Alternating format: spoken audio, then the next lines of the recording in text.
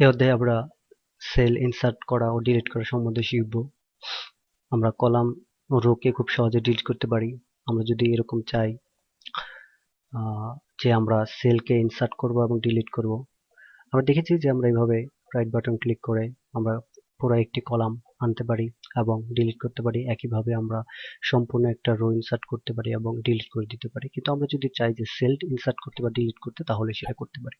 এই অবস্থায় আমরা যদি একটা রো ইনসার্ট করি, তাহলে দেখতে পাচ্ছি যে সম্পূর্ণ রো এর অর্থাৎ সম্পূর্ণ তথ্যগুলোই কিন্তু সরে যায়।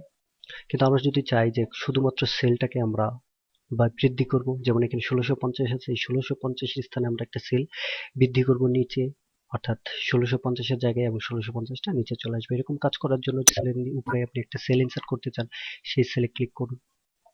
হোম মেনুতে ক্লিক থাকা অবস্থায় ইনসার্টে ক্লিক করুন, ইনসার্ট সেলে ক্লিক করুন। এখানে বিভিন্ন অপশন থাকবে।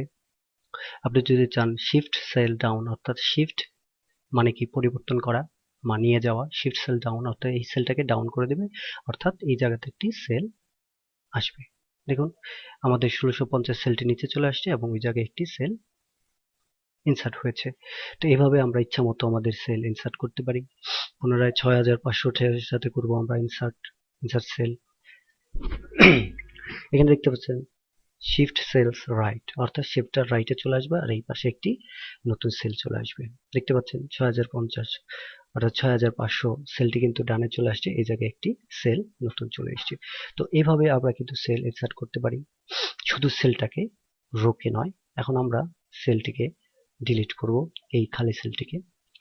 তাই ডিলিটে ক্লিক করুন,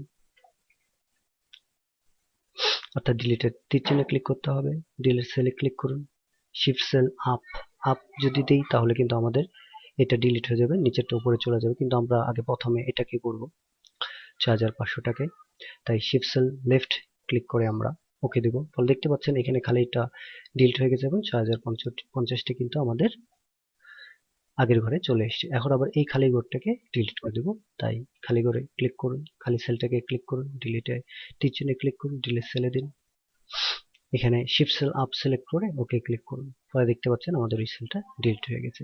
তো এইভাবে আমরা কিন্তু আমাদের সেল ইনসার্ট এবং ডিলিট করতে পারি। আমরা যদি কোনো কলাম ডিলিট করতে চাই, সেই কলামে আমরা এইভাবে সিলেক্ট না করে কাজ করতে পারি। সাপোজ আমরা B8 সেলে আছে, এখন আমরা ইনসার্ট করব। এখানে দেখতে পাচ্ছেন আমরা ইনসার্ট শিট রোজ বা কলামের মাধ্যমে আমরা ইনসার্ট করতে পারি। এখানে যদি আমরা ইনসার্ট সেলে দিই, তাহলে আমরা অপশন দেখব যে ইন্টার এন্টায়ার রো, যদি আমরা রো কে কাজ করি, আর যদি এন্টায়ার কলাম দিই তাহলে কিন্তু আমাদের নতুন আরেকটি কলাম আসবে। একইভাবে যদি আমরা এখানে 6 রো এর আমরা 3 নাম্বার সেলে আসি, এখন যদি আমরা ইনসার্ট করি, ইনসার্ট সেলে দিই, তাহলে আমরা দিব এন্টায়ার রো, তাহলে একটি রো চলে আসবে। দেখতে পাচ্ছেন একটি রো চলে এসেছে।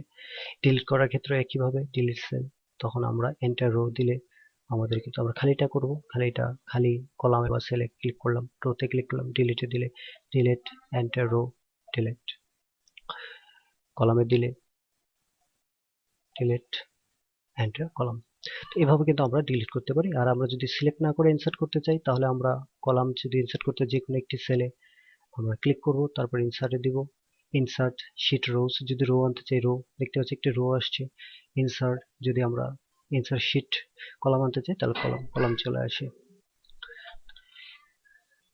ডিলিট রোজ ক্লিক করার মাধ্যমে আমরা রোটা এখানে দেখতে পাবো, আমরা 5 নাম্বার না, এই রোটাকে আমি ডিলিট করে দেবো। সম্পূর্ণ রোটা এইভাবে সিলেক্ট না করে এভাবে ক্লিক করে ডিলিট, ডিলিট রোজ চলে গেছে।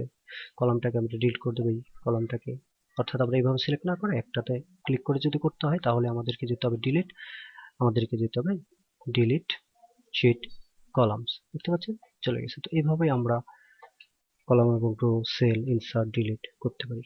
ধন্যবাদ।